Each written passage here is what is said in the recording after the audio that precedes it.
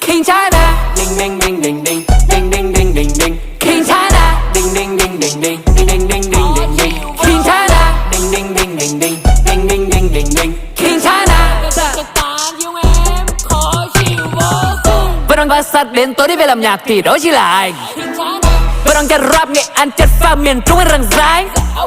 Đó là tại vì sao anh vẫn là hàng say với cái đôi găng tay. Vì chứng minh cho thấy là cái thằng đi đến từ một bàn tay vẫn có thể làm được không phải ăn mày. Thấy tên IDV on, tươi như là ly bia ngon. Bố mẹ anh vui hơn, nhất là con ơi cố nhiên đi con.